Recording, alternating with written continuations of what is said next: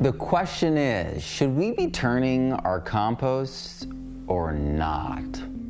I have been teaching people to turn the compost, the Dr. Elaine Ingham way, the hot compost way, the super fast way. And as we've learned and we've all grown and we've all studied and we've done it and we've looked at it under the scope, it's very bacterial dominant. And so there's been this push and this seeking by people who are compost enthusiasts to find more fungal dominant compost and more diversity at the same time. And then there's been also this question about mycorrhizal fungi. Where does mycorrhizal fungi fit into this? So the question is, should we be turning our compost is very interesting because there are two forms of decomposition, right? So there is fermentation, no air, and there's oxidation, air. And when we are aerobically composting, turning it, we're oxidizing it. And knowing about nutrient availability, you'll discover that things that are oxidized are outside the availability of plants. Plants like things slightly acidic. They don't like things so greatly reduced that they're like peat bogs, but they like things wet. They like things to have energy and organic matter to be present. There's an ideal zone, okay? And so the thing is with these composts is that people didn't know why they were harming things sometimes and helping other times. And that uncertainty and the inconsistency of the product has led a lot of people, especially farmers and commercial growers, to stay away from composts and compost teas increasingly. Compost extracts are hyper popular now because of this trend. EM, KNF, extracts, inoculants, knowing exactly what you're getting every time and the expected results associated with that, where people have headed. And one of the reasons why is because of this action of oxidation.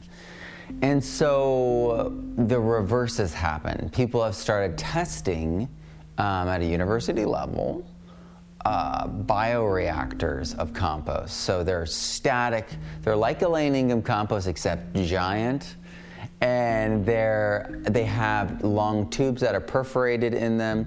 I'm referring to the Johnson Sioux compost. Dr. David Johnson and his wife, they created this amazing static compost that gets enough air.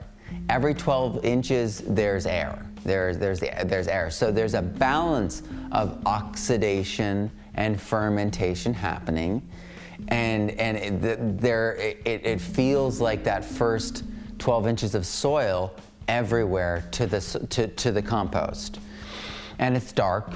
You cover it and you leave it without turning for a full year, and there's the most biodiversity. After one application, after years, every year, there's been increased benefit, increased carbon sequestration rates, increased nitrogen availability in the forms that the plants need. So we can test the plants for protein and nitrogen levels appropriately cycled, and we can see that there's this huge benefit. So after one application of this this is a year or longer compost that is just sitting there, not being turned, that had benefit that increased every single year for 5 to 7 years. And I haven't seen any updates of the studies, so I don't know if it's continued or if they need to do another application. But the idea that every 5 to 7 years you add compost because it's so powerfully beneficial that it will increasingly benefit you every year, despite you doing it 5 years ago, is phenomenal. I mean, what happens if we do that every year? Right? I mean, the curve goes straight up, right? So I really want people to understand the whys behind things, but you're like, oh, now is this whole hot compost thing bad? Well, think about this. The reason we created it was so that we could have, safe industrial compost, so that they would do it at a certain temperature, so that they would pasteurize. It's not pasteurization, right? But it's a thermophilic. It's a heat temperature range that does kill and push out and cause the thermophils to digest. All these kinds of different things happen, and it makes the pile more conducive for the life that we would like. Now, there's a ton of different critiques that you can have out there on industrial, on commercial, on large-scale municipal composting. That's fine, but that's what the whole temperature world. It was about gaining legitimacy, proving certain metrics of safety, and speed. And one of the cool things about the hot compost is it's like an ignition. And so you can start the hot compost standard Elaningham style and then slam it into wood chips. And then have that just start eating the wood and then slowing. And then you leave that for a year. And then you've got amazing fungal dominant compost the next year. And again, so we're using that technique. That technique's great. And then you could also make that hot compost, though you lose a lot of nutrients as you oxidize, as it gets lost into the atmosphere. You could leave it after you do the hot compost. You could inoculate it. You could do some things to it that would allow it to be more fungal. That will allow it to be to swing out of the oxidized, and you could water it down with EM, and you could swing it out of that range. Or you could do your hot composting with less turning and EM and control that heat, control the nutrients transform the nutrients so that you don't have that loss. There's no controlling the loss. There's no loss. You're turning those nitrogen, compounds that would be the heat for the most part into amino acids. That's why there's a cap at the heat at 130, 129, 131 range Fahrenheit. So there's a lot of options. But this idea that we have to turn our compost, it's like breaking our backs and so hard and everything, perhaps we need to revisit, we need to rethink. And we need to be looking compost as investments for the long run. Investments that will mature over time, that we then put in place, and then their effect matures over time and exponentially continues and grows.